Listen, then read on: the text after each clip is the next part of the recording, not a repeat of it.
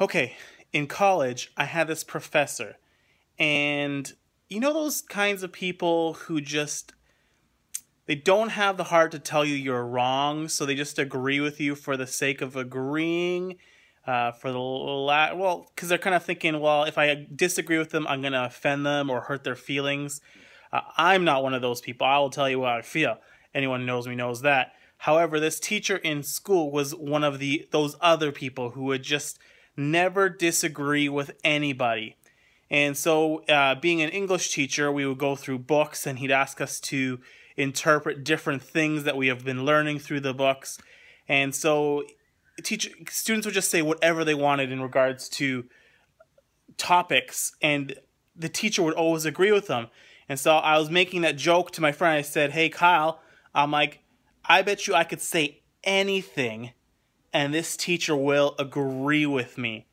So we were going through the book Mary Shelley's Frankenstein, and we were going to a Bible school at the time, so I had like some Bible stuff that was going through my head at the same time. So I decided to pair the two together because the whole book is in regards to like creator and creation, God and man kind of ideas, what Frankenstein's all about. So I started to weave this little story. I said, "Hey, Vic," I'm like, "what if," I'm like, "Frankenstein hated the monster because you know how he like used like human parts and animal parts to create the monster?" I'm like, "Do you think that he could have used pig parts, because anatomically pigs are very similar to humans?" That's what we used to do in science class and stuff like that. I'm like, "Do you think that part of the reason he detested the monster so much was because Mary Shelley is hearkening back to ancient, even present-day Judaism,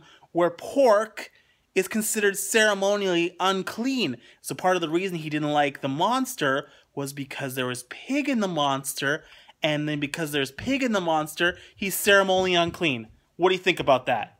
And he says, "I've never really heard it interpreted that way, but I see where you're going." And I'm like, "I'm not going anywhere! I just made that up! That has nothing to do with the story! Why not just disagree with me?" Some people. You ever have anyone like that just will never disagree with you no matter how stupid your idea is? I have a lot of dumb ideas. I need more people in my life that just agree with me all the time. I need more yes men. Anyone?